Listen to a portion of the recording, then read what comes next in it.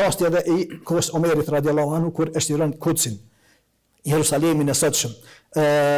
Omeri radiallahu anhu kur e ka dërgu ushtrinë islame, e cila e dim se vërtet pa derë gjak gjithashtu o shtiru domthon Kudsi i sotshëm, në atë kohë kanë qenë, pra romakët kanë qenë, domthon romakët bizantinët kanë qenë në domthon të krishterët kanë qenë në Kuds, në Palestinën e sotshme.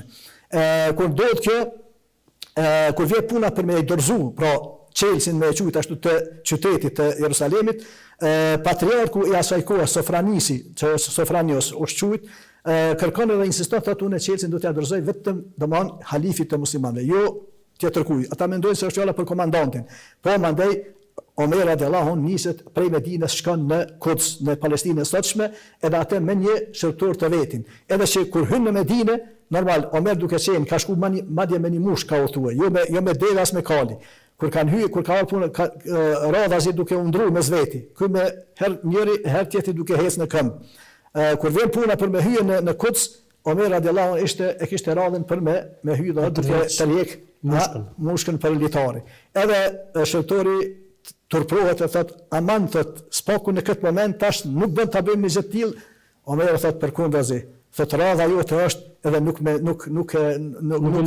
dëgjojmë në fjalë se kush ka mendon. Kështu do të veprojmë. Edhe kur kanë hyrë, ata domthon populli i Jerusalemit, të krishterët e Jerusalemit, kanë filluar edhe po i bin sejdë këtij shërtorit i cili ishte në derën në këtë moment. Edhe ai normal spari duke u marrë me prioritetin, edhe ajo që është madhorja. Thot mas pari mos e bëni thot këtë se në sejdë i bie vetëm Zotit, e askujt tjetër. Po së dyti nëse veç po dëni me respektu, thot halifin e muslimanëve, thot nuk jam unë, po thot është ky tjetri këndej. Ata s'po mundin me kuptues, po besojnë se është fjala se ai është halifi jo ky domthon. Kur e kuptojnë, normal, takohet me Sofraniusin, edhe në këtë moment ja dorëzon Çelsin, edhe çka ata presin se si do të sjellet Omeri. Edhe biseda e tyre ka ndodhur madje në kishën që është kisha më e njohur sot në Kuds apo në Jerusalem, kisha e Jezuit që quajnë domthon të krishterët. Edhe në këtë moment, pasi që bisedohet mes tyre, Omer vjen koha e namazit. Edhe thot Omer radiallahu anhu thot ku ta fali thot namazin. Edhe patriarku i asaj kohe, Sofraniusi, thot aty ku je, me në fjalë brenda kishës. Edhe pse lejohet falja e namazit në kishë, as një të keqe nuk ka. Por Omer radiallahu anhu thot nuk e bën një gjë të tillë, thot jo. Thot nuk e bëj këtu, thot sepse nëse unë do të falesha këtu, nesër sot që dishin ndoshta më ardh dikush e më thon Omeri është fal këtu, prandaj kjo duhet të shëndohet xhami. Po çka thot dal prej kishës edhe me një fjalë sa gjuhet një guri, dikun 60 metra larg prej kishës shkon edhe fal namazin, edhe për atë do është interesant që edhe mandej vërtet është ndërtuar një xhami edhe sot quhet xhamia e Omerit, në Kuds, por që është dikun 60 metra nga kisha edhe dyja shumë afër. E që po them ka shembuj që tregojnë se vërtet ka ndodhur pa derë dhe gjaku, edhe në këtë moment Omeri e ka shkruar domthon një kontratë që ka ndodhur mes domthon shtetit islam edhe banorëve të Kudsit, edhe që thot që të mbrohen më shkurt pra jeta e tyre, pasuria e tyre, të mbrohen pra kishat e tyre, asnjë krysh të mos ju rënohet, edhe çka të jetojnë në paqe e harmoni edhe në bashkëjetesë për çka folim deri tash.